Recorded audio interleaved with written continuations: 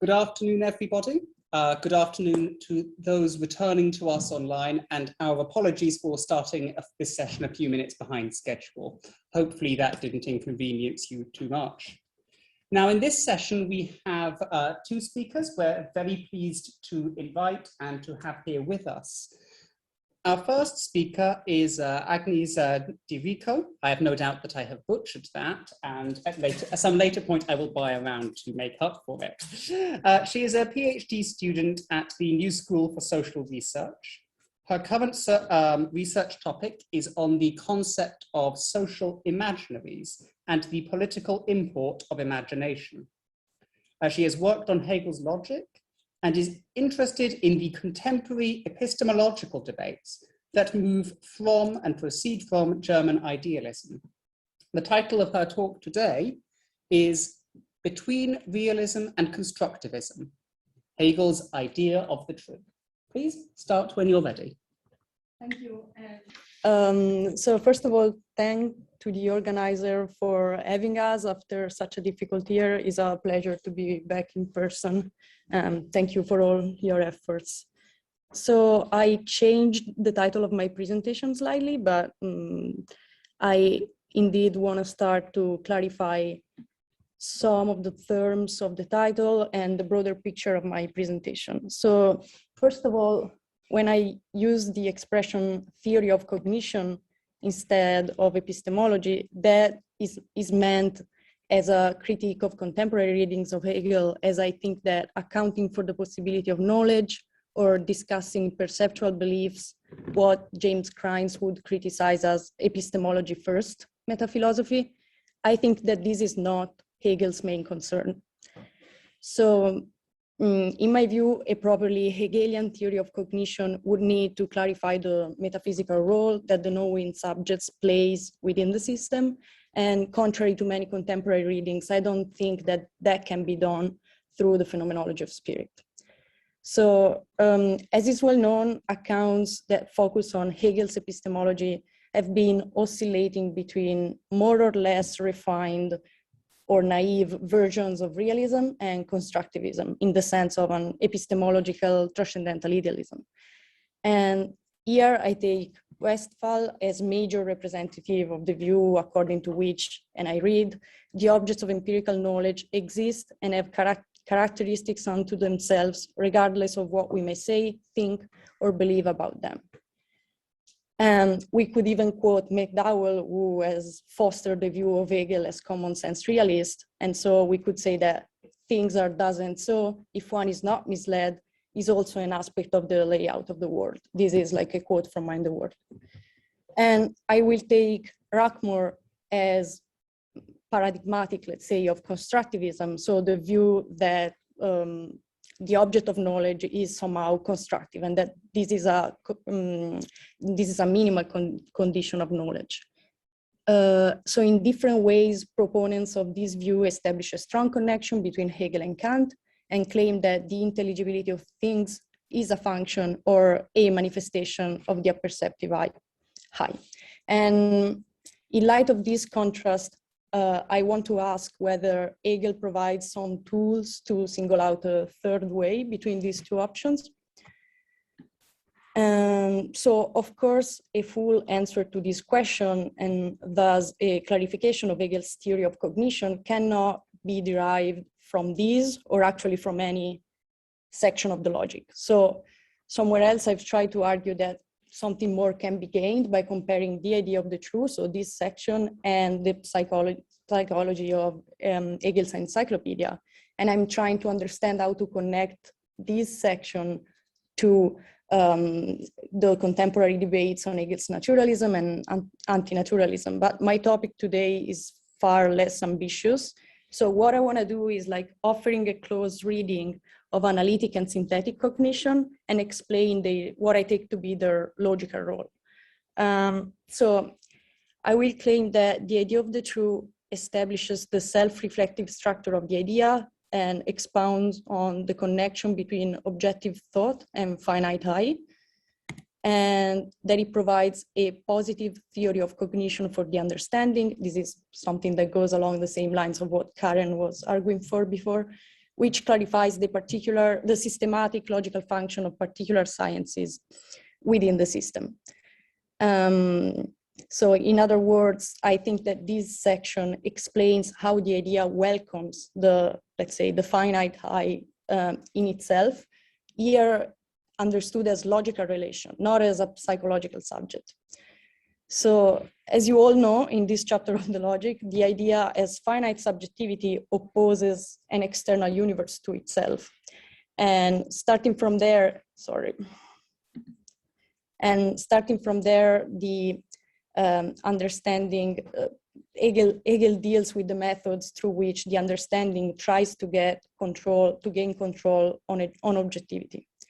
So this is like a brief sketch of the section. And as you know, this development has raised more than a few perplexities, as Karen was reminding us before, because despite its crucial position within the development of the idea, theoretic cognition has not been analyzed in a specific study. And this, I think, is due to two main difficulties. So first, it is generally taken for granted that the idea of the true is just meant to provide a merely critical account of the finite method before turning to speculative reason. So the validity of the absolute method would be confirmed precisely by means of a strong opposition to the shortcomings of the understanding. And what Winfield states here, the underlined part, is paradigmatic of this reading. So he says, in the idea of cognition, we are dealing with an urge to know that is structurally inadequate to arrive at the truth that it seeks. And this attitude, I think, is precisely the reason why scholars such as, for example, James Crines, focus on the systematic connection between the idea of life and absolute idea, rather than addressing cognition in greater detail. And another difficulty is connected to the relation between analysis and synthesis, the difficulty of understanding the relation. And this has often been judged as no more than a digression within the logical development. And in particular, if we read McTaggart, he says that he's going to omit Hegel's discussion of analytic and synthetic cognition because it seems entirely relevant to the category which we are considering. So in line with this, contemporary scholarship shows a great deal of embarrassment when dealing with analysis and synthesis, I would say. One of the main tendencies is to see one of the two methods as superior or more speculative than the other. So some scholars don't mention analytic cognition and focus on synthetic cognition instead, Bauman, Pippin, Eng. And some others see analytic cognition as the adequate method of scientific research, but do not focus on synthesis, as Wildenauer. So the problem is that picking one method over the other cannot account for the fact that, according to Hegel, analysis and synthesis are not two alternative procedures. Hegel says in the encyclopedia that according to the nature of the concept, the analytical procedure comes first. And this means that it's not up to us to choose between this or that method. Analysis and synthesis are not the external instruments of a finite subject, sort of rules for the direction of the mind, but the logical forms that the idea takes on to fixate and reorganize its own categorical structure. So, of course, I think that misunderstandings are fostered by Hegel himself. It's hard to dismiss the impression that the aim of the idea of the true is just to remind us of the impossibility of applying the methods of the understanding to philosophy. And I just want to make two systematic points that can help us understand what I take to be the main scope of the section against the readings that we have just surveyed. So, first of all, I think it is important not to conflate the different meanings that Hegel assigns to cognition. Cognition can be mere Verstand, as a general label for all defective abstract modes of cognition, but it can also be endliches Erkennen, which I take it is the main object of this section. Endliches Erkennen, says Hegel, is a reason that behaves as understanding, als Verstandtätige Vernunft. So, and the same endliches erkennen can become vernünftigen erkennen, so speculative thinking from within. And I'll try to clarify this in a minute. I think that it is a mistake to establish strict dichotomies between these levels. These attitudes are not incompatible or strictly distinct. I see them, I think they are different modes of manifestation of the activity of the I.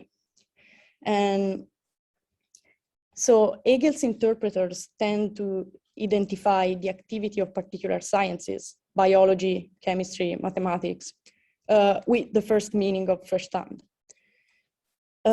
However, in the Intro to the Science of Logic, Hegel clarifies that the underlying part, logic receives full appreciation of its value only when it comes as the result of the experience of the sciences. So if this is true, then we have to understand the logical relevance of particular sciences for the realization of the idea itself. So let us now move to the section itself and look at the opening passages. It is surprising to me that proponents of Hegelian epistemology have not paid attention to this section at all, because I think that the opening passages describe the disclosure of a field of experience, which is characterized by what McDowell's would define the unboundness of the conceptual. So they could actually find some material there. So the theoretical idea presupposes itself as the external universe and confronts the manifold facts of external nature or of consciousness. But these manifold facts are not bare givens, and we have discussed this before. The idea has already overcome the opposition of subject and object in life. So one could ask, why the need for this new division? So why the need for this new split of the idea within itself? So I think in non-Hegelian words, the idea must provide its own activity with a sort of space of action, the space of knowledge and objectivity, to verify its presence in every element of reality. So piece by piece, as you were saying before. So paragraph 6 of the encyclopedia states that the object of philosophy is none other than the basic content that reproduces itself in the sphere of the living spirit, a content turned into a word. So I want to argue that erkennen, in this sense, endlich erkennen, is a word-making activity. It embodies and activates the idea's impulse to reorganize objectivity into a unitary articulated structure. So while concrete forms of cognition do that in the field of real experience, here logical cognition is showing the possibility and necessity of this movement on a logical level. So the first form through which reason as understanding organizes its own activity is analytic cognition, according to Hegel. And now it is not easy to single out the meaning that Hegel wishes to assign to analysis. We saw that McTaggart thought that Hegel was just introducing a digression, merely referring to the debates that were going on at his times. And indeed, Hegel is collecting a lot of materials in this section and in the section on synthetic cognition. And some commentaries to the science of logic states that the most immediate reference has to be Kant and the distinction between analytic and synthetic judgments, not even analytic and synthetic method, which is a different thing for Kant. Some others think that Hegel is maybe referring to Newton or Locke, but I won't ask you to read this slide. Well, it's just a way to highlight what I think Hegel is doing here. So according to the reconstruction of Engfer, analysis had 4 distinct meanings around Hegel's time. So now the chapter on cognition seems to refer both to conceptual analysis in the sense of having a given concept or a given representation and aim at a clarity and distinction, like disentangling the single representation within the concept. And on the other hand, to experimental analysis. which is like sometimes confused with the inductive method, is something like slightly different. We move from given phenomena and we go to universal principles. So one thing I wanted to highlight with this chart is that Hegel does indeed single out what it takes to be the logical feature of analysis in its different historical manifestations. So cognition always moves from something given. It steps back, so to speak, and takes itself to be assuming a passive attitude with respect to its contents. So, okay, Hegel says that if we look more closely at analytic cognition, we see that it starts from a presupposition, ends from some singular, concrete subject matter, Gegenstand. So analytic cognition moves from the level of representation. And this, I think, is slightly confusing on Hegel's part, because even though I don't have time to expand on this here, in his lectures on logic from 1831, Hegel is quite clear that cognition is analytical also while producing representations. So in intuition, sensation, imagination, and all the steps that leads to the formulation of empirical universal, Hegel thinks that analytic cognition, cognition is acting as an analytic activity. So I don't think we should establish a strong opposition between less complex form of cognition and the activity of the understanding that is going on here. Because the understanding takes to its most radical conclusion the activity of representation, but starts from and within representation itself. So we can also see that analysis is not simply a scientific instrument, so a set of procedures that I or a mathematician, let's say, can apply, but the logical structure that cognition must assume first to make its contents accessible to the subject. So how does analysis turn the content into something accessible? Hegel says that analysis consists in dissolving the given concrete dimension, individuating its differences, and giving them the form of abstract universality. So this is the form that the subject can access, abstract universality. Or go on reading, in leaving the concrete dimension as the ground and through abstraction from the particularities that seem inessential, extracting a concrete universal, the genus or the force and the law. So this sort of reduction turns out to be a qualitative moment for Hegel. Analytic cognition turns the universal of representation, empirical concepts such as red, tree, or house, which all display an admixture of sensible content and conceptual determinations, Begriffsbestimmungen, into something abstract, into something like the subject can access on a different level. So it is only through the work of scientific understanding that logical determinations, quality, quantity, relation, genus, force, and so on are singled out and provided with a stable form. Hegel talks about rigidity of being.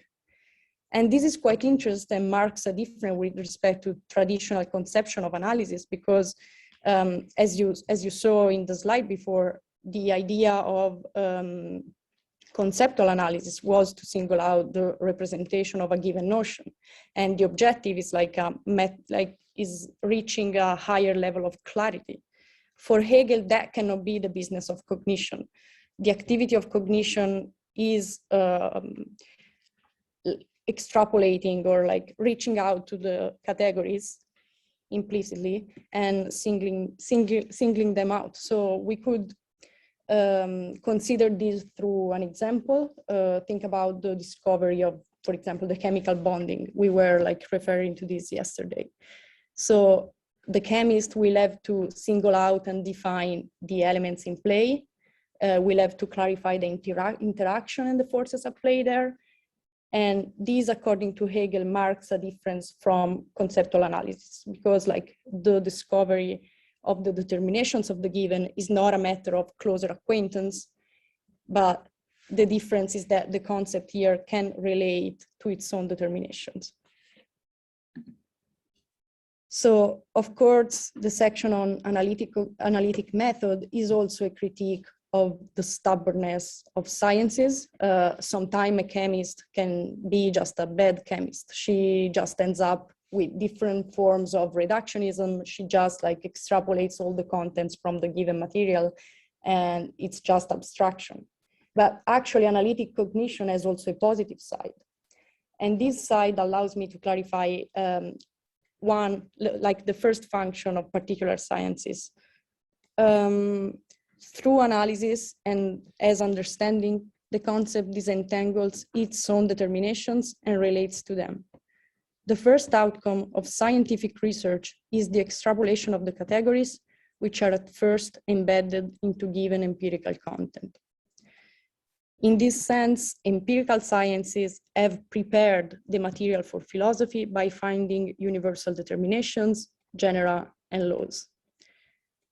This means that the activity of the sciences is a necessary logical moment. Thought can prepare its own material, turn it into a word, quote unquote, only through the work of particular sciences.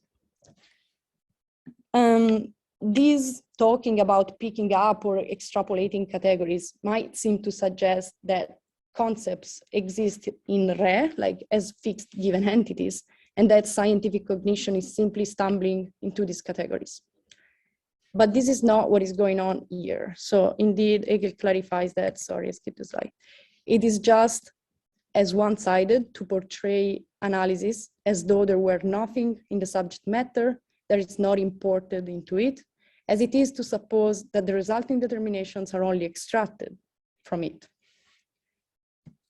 What we have here, I think, is a peculiar kind of herausnehmen, one that moves on the divide between realism and constructivism.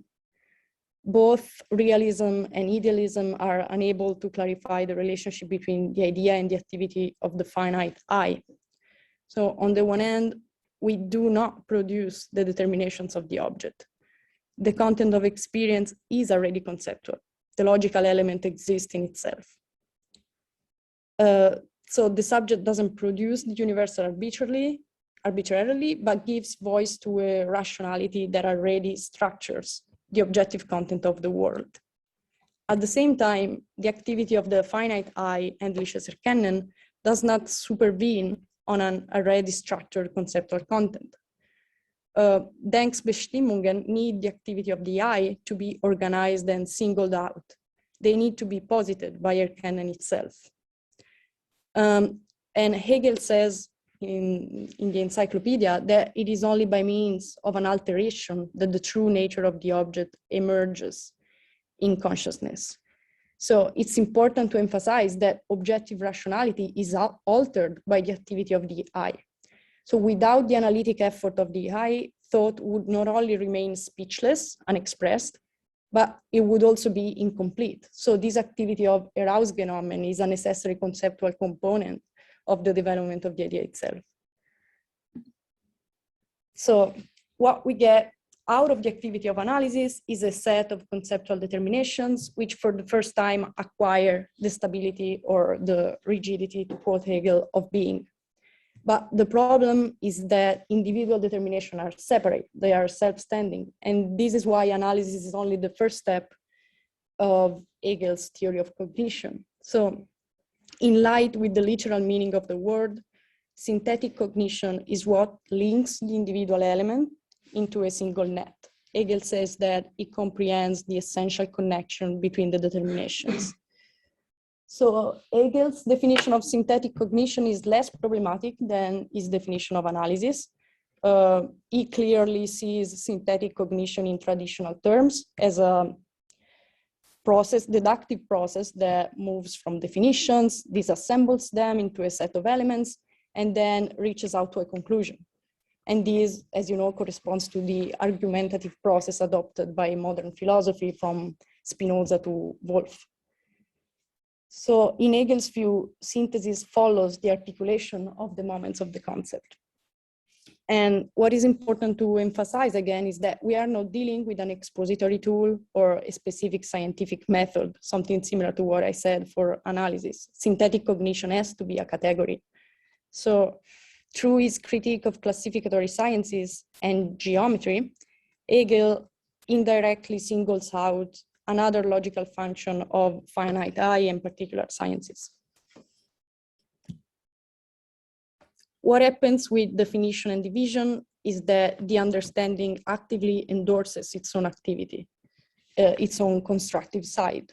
It recognizes that universals are not simply given in experience, they have to be picked up and defined by the understanding itself.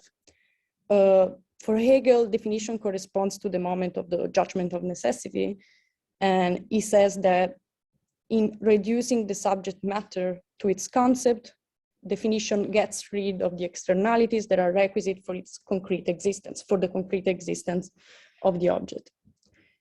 So the moment of definition actually carries on the activity of analytic cognition. It breaks down the field of Vorstellung and reorganizes the multiplicity of its contents, starting from a set of fixed points, the definitions.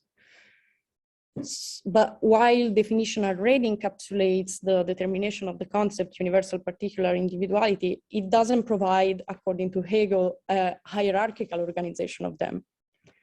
So the moment of division shows that one of the fundamental traits of the instinct of the understanding is the articulation of a system of knowledges.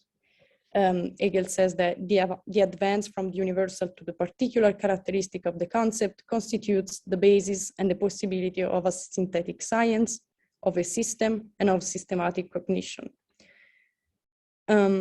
Here, Hegel is being very Kantian. He is just saying that we cannot possibly relate to an aggregate of sciences. They have to be organized in a systematic way. And reason has to organize its own system.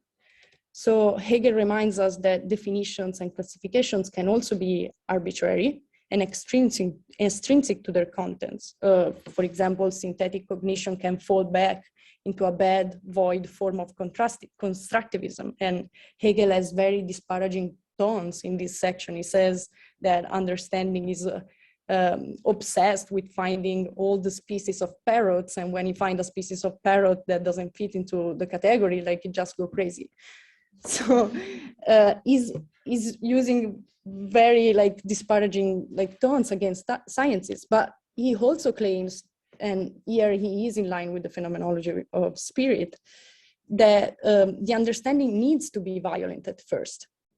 Otherwise, the concept like rationality won't be able to relate to conceptual determinations at all. So even the arbitrary process of definition is in a way necessary to the development of the concept.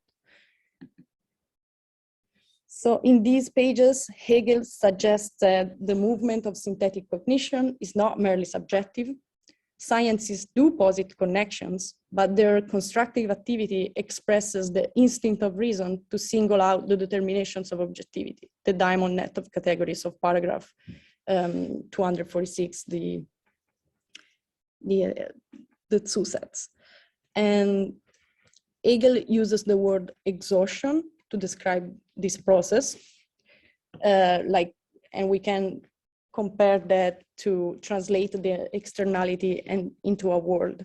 So through the inquiry of the classificatory sciences, finite cognition systematizes objectivity in Gattungsbegriffe, interrogates itself on the distinctive traits of the given, and translates the empirical material into a secure construction. But this doesn't mean that we can achieve a complete determination of contingent traits. This is not what Hegel means, like contingency cannot be exhausted. So exhaustion has to mean a different thing. There is always a double movement of picking up and reorganizing, systematizing. So the understanding can go wrong because contingency exists, but it can also operate like Plato's butcher. So it is carving nature at its joints and finding the real connection of things. So I will briefly go over the case of geometry. I probably won't cover the whole thing, and then wrap up for some conclusions.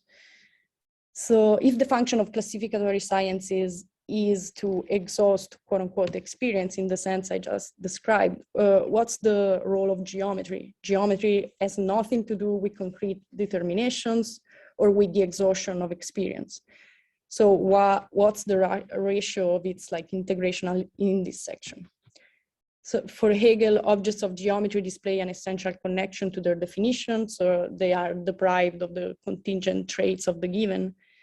And in my view, while empirical sciences account for the systematic structure of experience through division and classification, through definition and classification, geometry accounts for systematicity as such.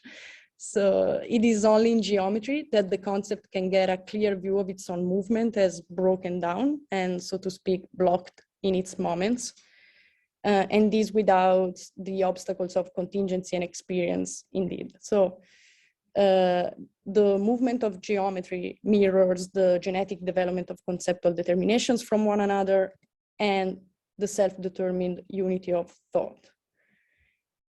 And this is quite different from Kant's view of geometrical objects, because Hegel is not interested in the possibility of their construction in intuition. He is interested into their systematic interconnection. And we can see that in the case of the theorem, which is like the concluding moment of this section. Hegel is not interested in retracing the traditional order of methodological approaches of the 17th and 18th century, of 17th and 18th century logic, even though he's following that closely, because like it's usually definition, division, and proof. But what is important here is that Hegel gives an unprecedented importance to the moment of theorem. According to Hegel, theorem is not a mathematical proposition, but the synthetic element of a subject matter. And the distinction that the theorem establishes are grounded in the inner identity of the concept. But he also, and this is even more radical, he says that theorems are objects. So they describe the relationship between the determination, the conceptual determination of the object. He says that it is a synthetic relation of differentiated determinations, a theorem. But what does it mean that objects are theorems? According to the account I've been trying to reconstruct, the role of particular sciences is to reveal the theorematic structure of objectivity. So the presence in each aspect of reality, of the moments of the concept and their mediation. So in this sense, the theorem is already idea, in the sense of the highest possible organization of objectivity, the highest possible form that the understanding can assume. And I don't know if this connects to what Karen was saying before, but basically the reason why the understanding cannot go forward is that this is the highest point it can reach. Endliches Erkennen as the organization of objectivity as theorem, as theorematic, to use like the expression I tried to give, as its final point. Its activity is realized. And Hegel says somewhere else that it's not the fault of the understanding if no progress is made beyond this point. I want to read this quote from the Philosophy of Religion by way of conclusion. I think that it sums up the two roles of particular sciences within the system.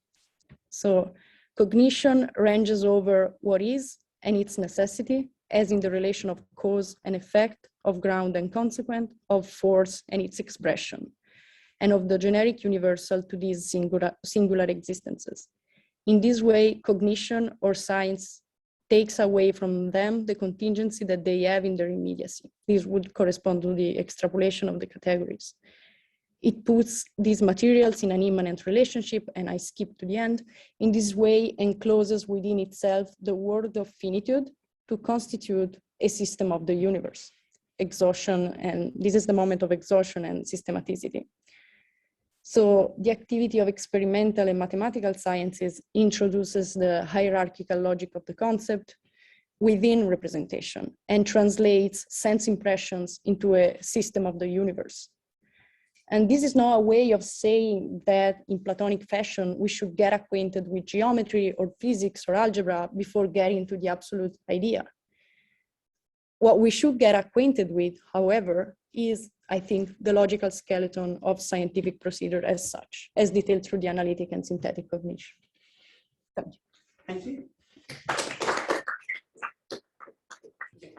We proceed now to our second speaker of the session. It is our great privilege to have with us Armando Manchesi, who is a postdoctoral research fellow at the University of Worcester. He is also a member of Hegel PD, the research group on classical German philosophy at the University of Padova. He works mainly on Hegel's philosophy and also on contemporary ethics. He has published a monograph in Italian on the idea of the good in Hegel. And today, he will be speaking to us on the topic, how can the good be objective? The practical idea in Hegel's logic. Please, start when you're ready. Thank you very much, Agnese and other speakers, thanking the organization for the organization of this event. It's very, very nice to be in presence, finally, and thank you very much for the very nice hospitality. I have to apologize in advance because I certainly will repeat a lot of things at this point that has been already said, but I hope to have something new, or at least to say the same things from a different perspective. So let's begin. The problem of the objectivity of the good, that is, the objectivity of moral values and principles, is a central issue for our lives as rational beings, and of course has been a major topic in philosophy since ancient times. Contemporary philosophers have addressed the problem in a rather radical way, posing the question in the form of an alternative between discovery and invention. Is the good, it is asked, something we have to discover, meaning that we have to find it somewhere in the same way as we discover a chemical element in nature or a new theory in a mathematical world? Or is it something we have to make, meaning that we have to create it in the same ways as, for example, we invent a story or produce an artwork? According to some philosophers, our moral judgments can only be considered objective to the extent that they describe or reflect principles or values that exist independently of us. And this is the answer given, for example, by both Platonists and contemporary naturalists, although the first ones refer to the discovery of ideal truths, the second ones to empirical knowledge. According to other philosophers, by contrast, the objectivity of our moral judgments depend not on something external to us, but on subjective feelings or justification practices. Now, in this kind of controversy, Hegel's name rarely comes up, yet I believe that his account of the good is not only very original, but also of great value. And my aim with this talk is therefore to try to shed light on some of the key features of this account, thereby trying to clarify Hegel's conception of the objectivity of the good and why, in my opinion, it still deserves attention today. So, Hegel addresses the topic of the good in several places in his philosophy. The best known and the ones most often discussed by interpreters are, of course, in the philosophy of right, namely in the chapter The Good and the Conscience, in the section Morality, and in the section of Sittlichkeit, or ethical life, in which Hegel introduces the notion of the living good. However, in order to clarify the problem of the objectivity of the good in Hegel's philosophy, I believe we must focus on another place in the system, namely, of course, the chapter on the idea of the good in the logic. This chapter is particularly important, not only because it is located at a very key point, namely just before the chapter on the absolute idea, but also because here Hegel explicitly discusses the problem of the good in terms of subjectivity and objectivity. And I think it's therefore especially important to focus on these pages of the logic. So to this end, I will briefly outline the systematic context in which the idea of the good is framed, namely the doctrine of the idea, and then I will try to clarify its significance for the question of moral objectivity. Now, in the Encyclopedia of the Philosophical Sciences, Hegel defines the idea, and I quote, as the absolute unity of the concept and objectivity, end of quote. And this definition sums up some key points of this problem, okay, this overall framework. The idea is the concept, so it's Begriff, that is the rationality that pervades and organizes the objectivity, so the objectivity, thereby guaranteeing intelligibility to the world and animating the human practices of thought and action. For Hegel, therefore, the idea is both ontological and epistemological in scope. It is the structure that organizes both the reality and the knowledge of reality. Hegel divides the doctrine of the idea into three sections: the idea of life, or the immediate identity of concept and objectivity, the idea of cognition, or the separation of concept and objectivity, and the absolute idea, or the full unity of concept and objectivity, that is, the reinstatement of the identity through the separation. And the idea of the good, which Hegel also calls the practical idea, is together with the idea of the true or theoretical idea an internal moment of the idea of cognition. Hegel defines the idea of cognition, and I quote, as the relationship of reflection of concept and objectivity, and thus as, and I quote again, the distinguishing of the idea within itself, end of quotation. Cognition is thus the breaking, so to speak, of the unity of life and the subsequent turning of the idea towards itself. Hegel analyzes this dynamic by splitting it up into a double movement, these are Hegel's words, represented by, of course, the idea of the true on the one hand and the idea of the good on the other. So Hegel also calls the idea of the true the theoretical activity of the idea or cognition and such, and defines it, and I quote, the drive of knowing toward truth. That is to say, it is the tension of the subjective concept to know the reality external to it. In the same way, the idea of the good, which Hegel also calls the practical activity of the idea or will, action, is described, and I quote, the drive of the good toward its own accomplishment. It is, in other words, the tension of the subjective concept to make itself objective and shape reality.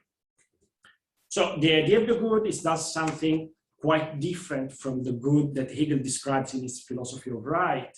The good in the morality section is in fact an abstract moral principles that finite conscience attempts to pursue.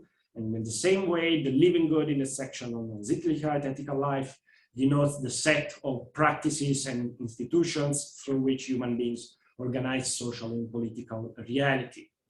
The idea of the good, on the other hand, is placed on a very different level of philosophical discourse. And therefore, if we stick on the one hand to the definition of the idea as the unity of the concept and objectivity, and on the other to the definition of the idea of the good as the practical activity of the idea or as will, action, we can interpret the chapter on the idea of the good in the logic as a philosophical analysis of the practical relationship of the concept to objectivity, or as we might also say, as a philosophical analysis of the relationship between practical rationality and reality. So all these repetitions, and I apologize for that, so sets the overall background against which I believe it's possible to interpret properly the problem of the objectivity of the idea of the good. And so we can now try to look at these pages of the logic in more detail. So since it is a moment of the idea of cognition, the idea of the good too is the internal separation between concept and objectivity, and at the same time, the attempt to overcome this separation. Hegel identifies two main ways in which the idea of the good strives for this overcoming, namely two ways in which the subjective concept strives for objectivity. And these are self-determination and self-realization. And I will try to address both of them. So Hegel focuses, first of all, on self-determination. And why that?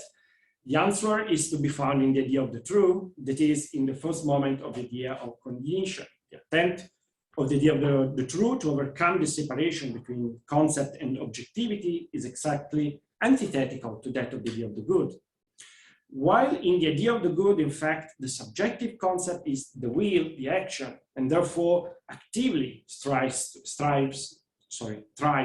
to make itself objective. In the idea of the true, the concept is passive.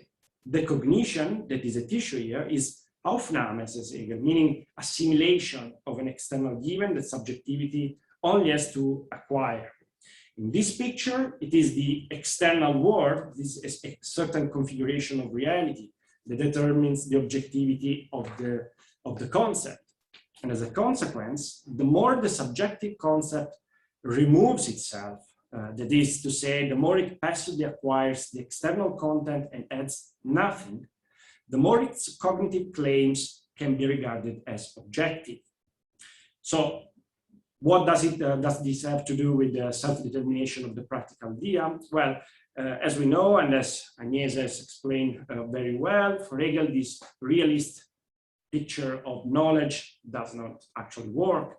In order to know its contents objectively, subjectivity must also be active.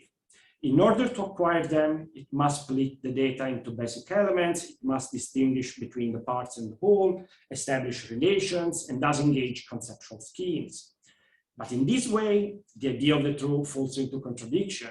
It starts from the assumption that objectivity is only possible as an assimilation of an external given, but at the end of its path, it is turned upside down and understands objectivity as something that the subject must actively produce through reflection.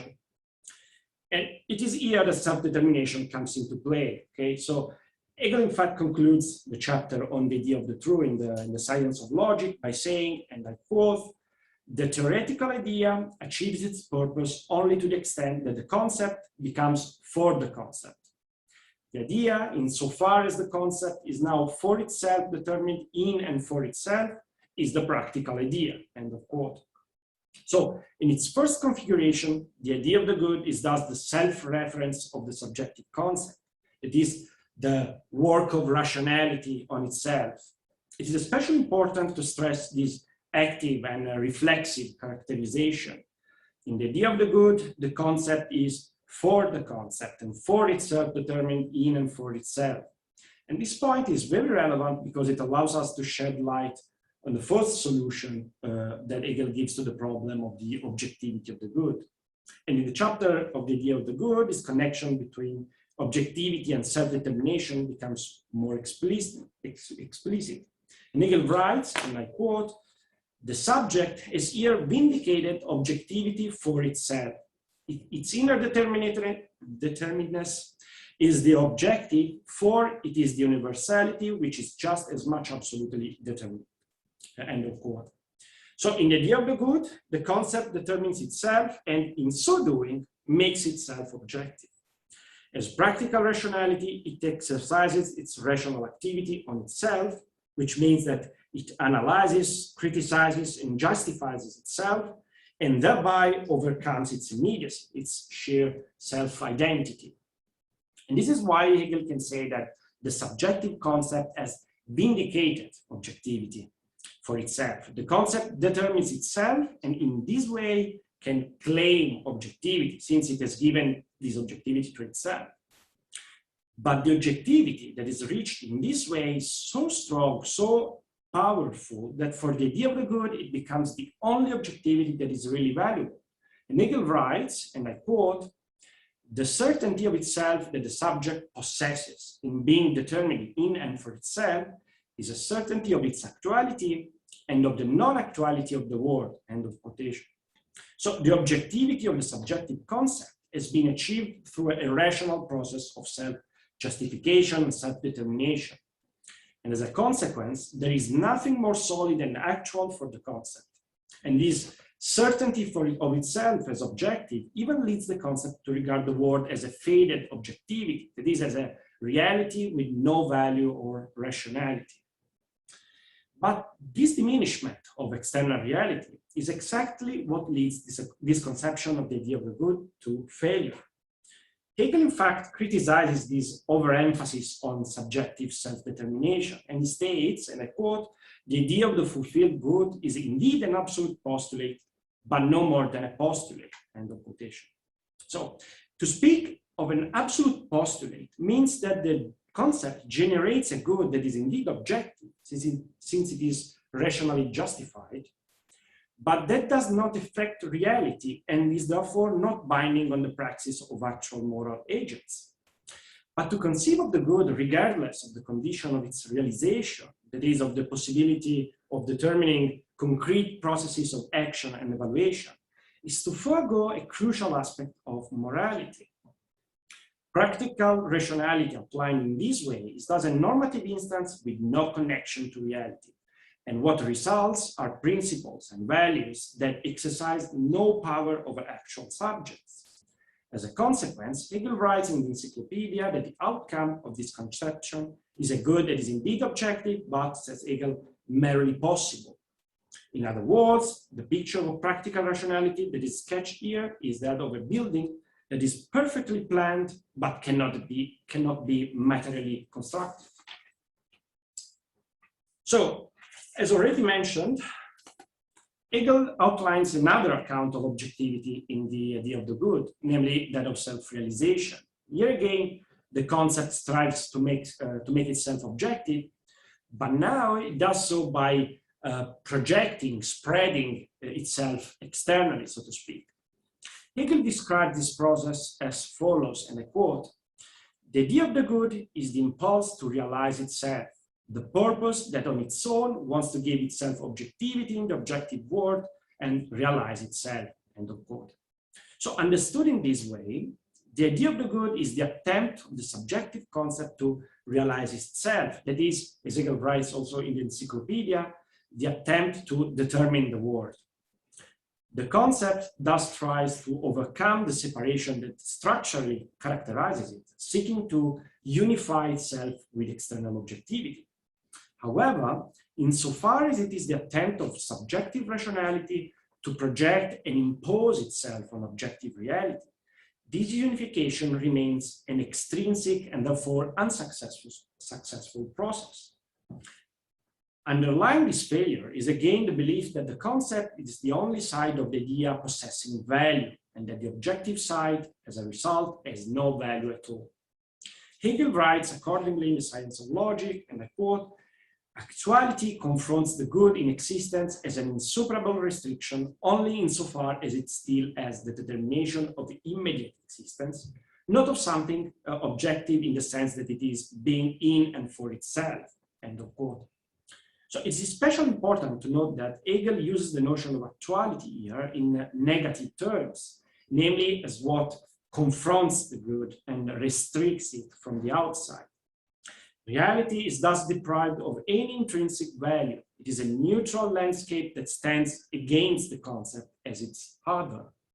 As a consequence, if the concept is the space of rationality, reality is non-rational. If the concept is the source of the good, reality is, and I quote, "the evil or the indifferent which has no value in itself," end of quote. Hegel presents this separation even in terms of two opposing worlds. And I quote again, one world is a realm of subjectivity in the pure spaces of transparent thought. The other is a realm of objectivity in the element of an externally manifold actuality, an impervious realm of darkness. End of quotation. And in the light of this, Hegel then concludes, and I quote again, "The realized good is good by virtue of what it already is in the subjective purpose, in its idea. The realization gives it an external existence, but since this existence has only the status of an externality, which is in and for itself null, what is good in it has attained only an accidental, fragile existence, not a realization corresponding to the idea," end of quote. So the problem with this account of the objectivity of the good lies in the very notion of objective reality that is presupposed. This presupposition, in fact, leads the process of self-realization to produce nothing but a fragmented good. Hegel says accidental and fragile. It is a good that no longer has anything of its original value. And in this way, the idea of the good, which at the beginning was conceived as the attempt to realize itself in the objective world, in the end proves to be the structural impossibility of realization. Now, the recognition of the fact that the idea of the good, like the idea of the true, is condemned to contradiction by its very structure, that is, by the internal separation between subjective concept and objective reality, allows Hegel to take a step forward. And this step is the one, of course, that leads on the absolute idea, on which I am not going to dwell. I would just like to point out that in this transition to the absolute idea, we can find a third account of the objectivity of the good, which goes beyond the limits of the previous ones and which, in my opinion, deserves special attention. So at the beginning of my presentation, I addressed the problem of objectivity on the basis of the alternative between discovering and inventing the good, or in other words, between a realist and an anti-realist ethical account, okay? And at this point, I think we can say with some confidence that for Hegel, both of these options are untenable. On one hand, the realist account is problematic insofar as it understands the good as something real that is completely independent of subjectivity.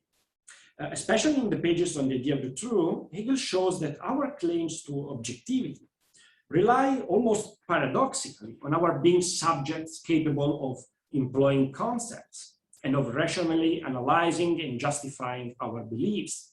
In other words, the discovery of moral principles and values depends on what the subject brings to the table. But on the other hand, the anti-realist account is not sustainable either, insofar as it regards values and principles as fully dependent on subjectivity. On this point, the idea of the good provides two different strategies of critique. According to Hegel, both those who consider moral values and principles as a projection of the subject onto the external world, this is the case, for example, with Hume or John Mack in contemporary philosophy, and those who consider the good as the product of subjective autonomy, as is the case with Kantians such as John Rawls and Christine Korsgaard, are doomed to failure. Insofar as they separate normative space from external reality, both these positions are unable to explain how moral values and principles can enter the world, so to speak, and direct our actions and evaluations. So how does the absolute idea overcome these limitations? First of all, it is important to clarify that unification of concept and objectivity that is achieved in the absolute idea does not mean sheer identity of opposites. Of course, the absolute idea is not the rehabilitation of the immediacy that characterizes the idea of life. As usual in Hegel, the overcoming of a difference does not remove it, but transforms it. This means that overcoming the idea of the good leads to what we might conceive as a dialectical unity of subjective concept and objectivity. This unity is dialectical because it consists in a relationship of interaction and mutual dependence between the two sides of the idea. And this becomes clear in the final sentence of the chapter on the idea of the good in the Science of Logic, and Hegel writes, and I quote, "The previously discovered reality is at the same time determined as the realized absolute purpose, no longer as a merely objective word without the subjectivity of the concept, but as an objective word whose inner ground and actual subsistence is rather the concept. This is the absolute idea," end of quote. So the overcoming of the idea of the good outlines a theoretical framework in which reality is no longer an external constraint to subjectivity, but is properly objective word that embeds subjectivity. And indeed, we could say that it is objective word only to the extent as it embeds subjectivity. It is therefore a reality that insofar as it has the concept as its inner ground and actual subsistence, is intrinsically rational. And if we look at this picture in the light of the problem of the objectivity of the good, we can thus conclude that for Hegel, moral values and principles are neither fully independent of subjectivity nor fully subjective. Rather, they are the result of the interaction between human agency and reality. For Hegel, then, the good is objective insofar as it is part of the fabric of the world, namely part of its inner ground. But this objectivity is only manifested through our subjectivity, namely through our practices of action and rational justification. In other words, and with that I conclude, for Hegel, we do not invent the good, we discover it. But what we discover is in some way ourselves. It is the fact that we are moral subjects subjects acting in the world. Thank you very much for your attention.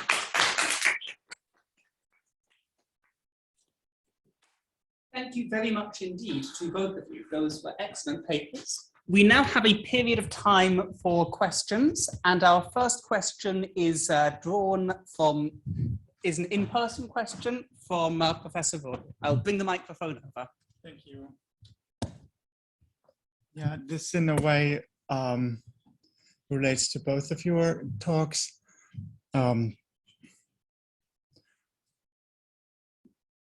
You described, sorry, I don't know if I pronounced the name right. Agnese. You described what you presented as a theory of cognition, or indeed as Hegel's theory of cognition. It may appear to be a mere verbal point, but I'm uncertain whether it is. It appears to me that the location of the idea of knowledge in the logic makes nonsense of the idea of a theory of knowledge. That is to say, insofar as theory is meant to be theoretical, I think this sheds light on the, or if, insofar as there is substance to this complaint, the complaint that the pretense that there could be such a thing as a theory of cognition is revealed to be a pretense in the logic, to the extent that there is substance to it, it may shed light on the way in which Hegel stands, or the way in which his reflections on knowledge stand to the question that you raised, realism and constructivism. I think it's quite proper to describe both realism and constructivism as theories of knowledge. They are a theoretical rendering of what knowledge is. Say something about it, how it relates to that which it knows. Constructing it, or finding it. Look at, it seems the reason why Hegel is neither the one nor the other, I would think, is because there's no theory of knowledge. Yeah, okay. So we are in the articulation of the idea and its self-comprehension as knowledge. We have already sort of understood sort of a doubleness, namely the opposition of knowledge and its object, and the identity, and they come out as well. The identity of this opposition, that identity comes out in the process. So the object is already understood to be known, but it's being already known as well has to be brought out as well, and that's its process, right? But the same thing, I think, should be said about practical knowledge. I was a bit confounded by you, Armando, speaking about justification all the time. I'm not sure, but I haven't reread it recently. There are only a few pages in the logic on the good, but I'm not sure whether justification figures anywhere in this text. But I may be wrong. I haven't reread recently. I don't think it plays a role at all, actually, in this context. That there's no effort, as it were, to. I mean, this topic: are moral judgments objective? I don't think this is a topic. Actually, I mean, what Hegel does is he tries to make sense of and tries to explain how we can make sense of this really mysterious and wonderful idea, the good, that we act in such a way that acting in this way has an absolute ground, or is itself absolute. He says the good enters the scene, tritt auf, with the dignity of the absolute. So this is the wonder, I think, the mystery. Now here I'm doing something, and what it is, it's absolute. Wow. And this is what he tries to make sense of. It's not like, of a moral judgment, you should not do this. How is this objective? I don't think that's there's a sort of a suggestion of that the point of theory or justification, or I don't know, is not is sort of superseded in a certain way.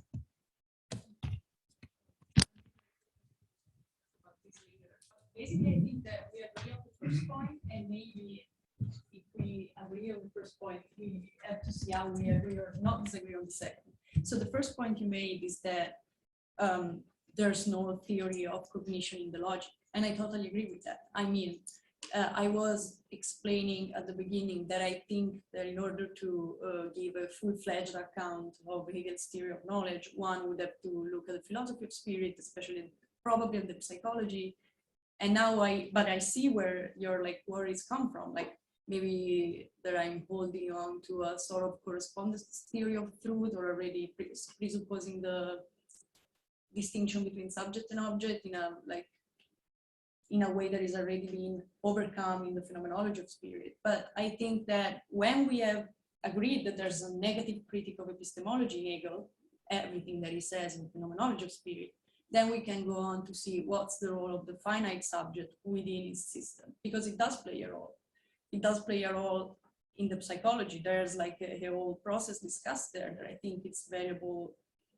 And it can be called a theory of cognition in the sense that I want to attribute to Hegel, not in the sense of a traditional epistemology or like contemporary epistemological accounts. So thank you for your questions. Okay, I will say, okay, I will try to be very brief. First of all, I have to probably emphasize the fact that I tried to, in this presentation, I tried to interpret Hegel's chapter on the idea of the good and the logic in the light of the problem of the objectivity of the good, of the moral objectivity, if you want, within the contemporary debates. So I maybe wrongly, but I took some part of this debate and just bring it with me in the Hegel's text, and that can of course bring confusion. So when I talk about justification, this is not an Hegel's quote. I didn't take the word justification or other words that I use, other notion I used from Hegel, but I think there are quite useful tools in order to spell out what Hegel, in my opinion, is describing in this chapter, at least in regard to the problem of the objectivity of the good, or the status of reality, of the practical rationality, and so on. And that brings me to, and the word justification, I used the notion of self-justification a lot. First of all, because it's a very important problem in the contemporary ethical debate, for example, in this Kantian's position, the self-justification practices and so on. And I found it really interesting, but I want to stress that, well, maybe Hegel gives us some interesting arguments to criticize or to, well, to reconstruct these accounts. And when I talk about justification, self-justification, I have in mind what Hegel, broadly speaking, tells about the concept in the whole doctrine of the concept. The concept is this self-referring structure that self-criticizes and I think self-justifies itself. So I took this overall picture of the concept and just bring it in the chapter of the idea of the good. Secondly, about the overall interpretation of the problem of the good in these pages of the logic. If I understand correctly, you say that Hegel is not talking about moral judgments, and I agree with that. Here again, when I'm talking about moral judgments, I'm trying to translating the Hegel analysis of practical rationality from a logical point of view, from a speculative point of view, in something that we maybe can use to enter the contemporary debate. So when Hegel thought about practical rationality, we can, to some extent, understand that as practical rationality, and that brings a lot of problems that contemporary philosophy discuss in terms of moral judgments and so on. So probably I didn't stress enough this, work of translation stages, but this is what I did in mind. I don't think that Hegel talks explicitly about moral judgments. As for this conception of the good as something like the something beautiful that we we admire, but we cannot really actually realize. I'm not so sure about that, but because as I understand correctly, in this way we understand the good as something totally objective, like external to us. I didn't mean to say that at all. Okay, sorry. I the opposite, really. That what's wonderful is that what is happening here and now, concretely, tritt auf mit der Würde des Absoluten.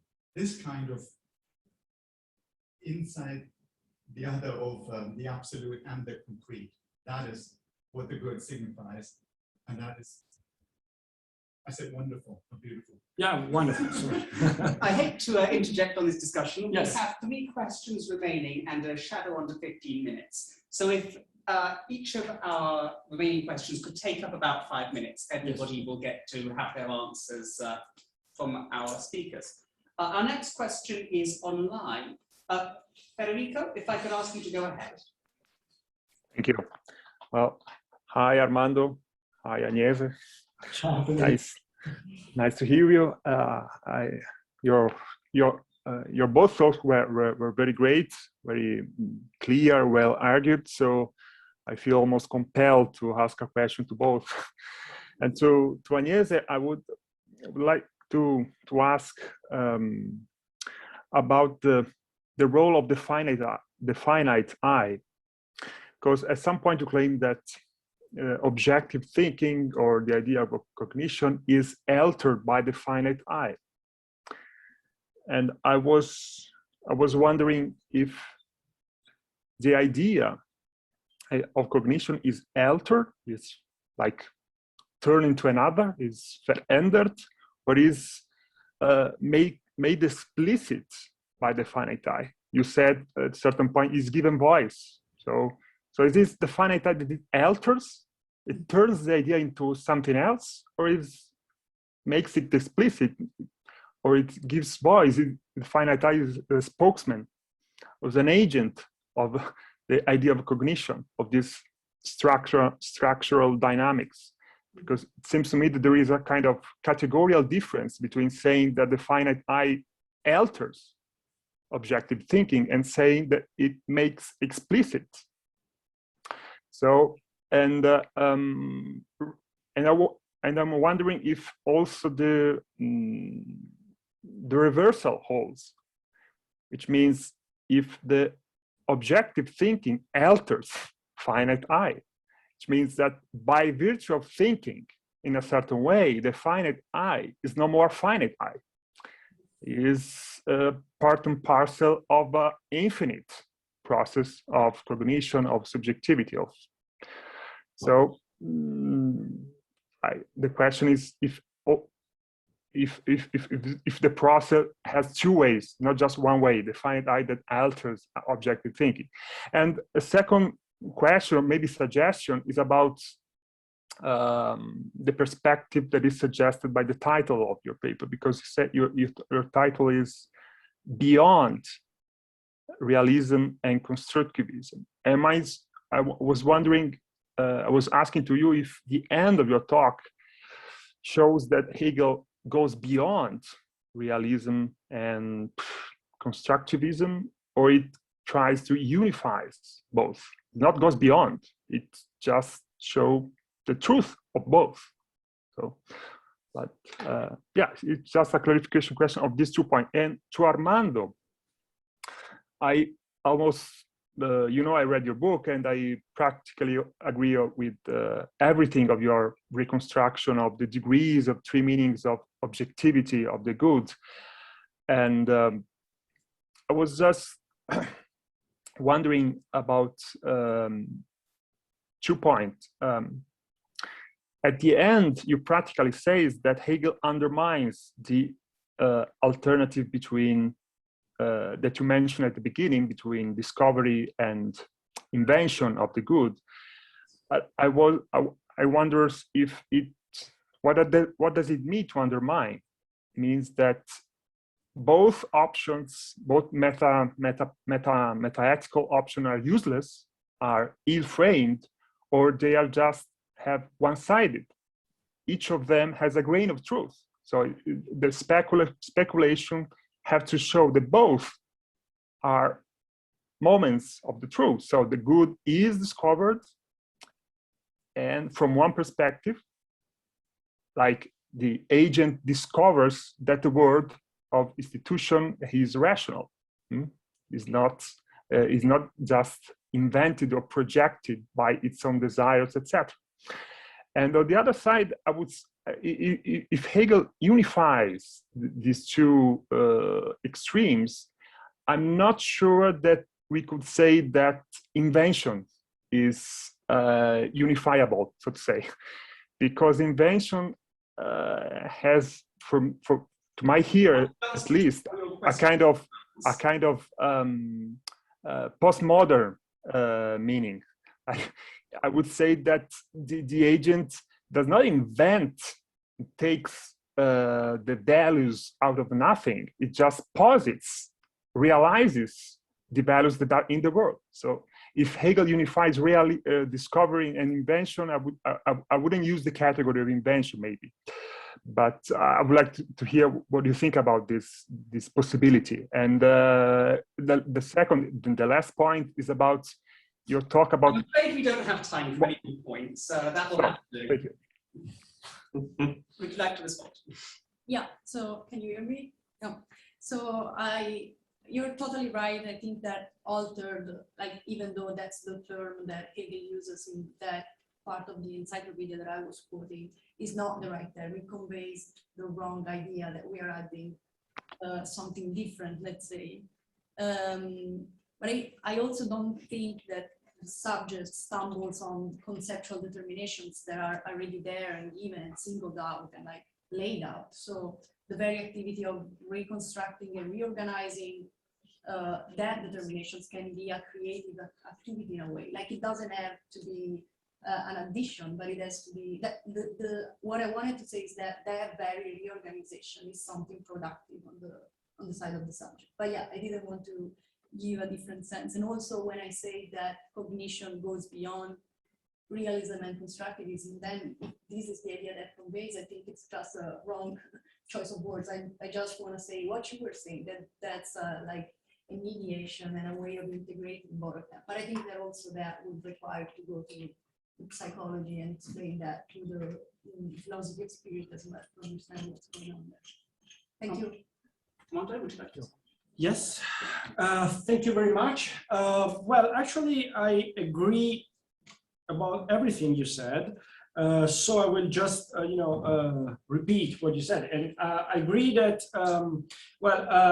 Hegel undermining this, both realism and anti-realism, I think that, of course, it shows to us at least that both positions are one-sided, yes, one-sided, and so we have to, in some sense, combine them in order to get a successful and productive account of the practical rationality. And on that, and probably that can be answered to the problem of the invention, because I agree with you that the word invention here is not really appropriate.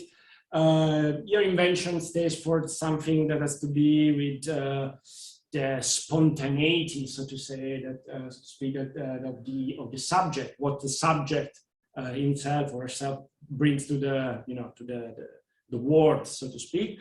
But I will say that the word invention is also problematic, because in this unification of realism and anti-realism, and I tend to believe, but I didn't stress that because I'm not so sure about that, but I tend to believe that Hegel is more a realist than an anti-realist. His entire philosophy, or at least practical philosophy, tends more to the side of realism, but he accepts some kind of anti-realism. For example, constructivism is a quite strange form of anti-realism, in my opinion. Is a form of anti-realism that he accepted. The projectivism in the Mackey's meaning, well, I don't think that Hegel wants nothing to do with that. Or, I think it's just problematic, and there's nothing fruitful from that. I think in Hegel's account, I just tries to to be very sketchy on this point. I hope I answered your doubts. Thank you. Our next question is an in-person question. Would you please go ahead? Okay, thanks. Yeah, so thanks a lot to both of you for your talks. I enjoyed them a lot. So also I have for each of one question. So, but maybe I just start with you, Armando. But because also you can just refuse to answer it in a way, because it's a really big question. And I just ask it out of curiosity, because I think you're right, or like, I think it's a good thing also to emphasize that the transition to the absolute idea is somehow the combination of the two ideas of cognition. But at the same time, and that's the question Hegel says, is also a return to life. Do you have an idea why? I mean, how would you answer this? Well, as I try to say, is the rehabilitation, so to speak, of the life through the separation that we have in the cognitions. And what I find interesting, also in the previous debates on the life as presupposition of the cognition, is that cognition is not the idea of cognition in both its manifestation, its configuration, so practical and theoretical. It's not just the negation of life, but at the contrary, it needs life in order to separate itself within itself. But I think that what we achieve in some way in the idea in the transition of the idea of the absolute idea, is that this presupposition becomes, I think, explicit.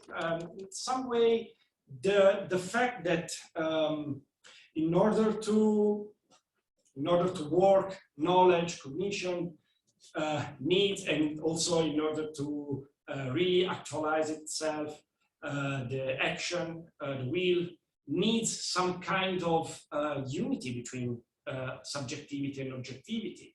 And in the same way, the cognition needs to some kind of interaction between the two sides of the idea. And we can achieve this unity only insofar we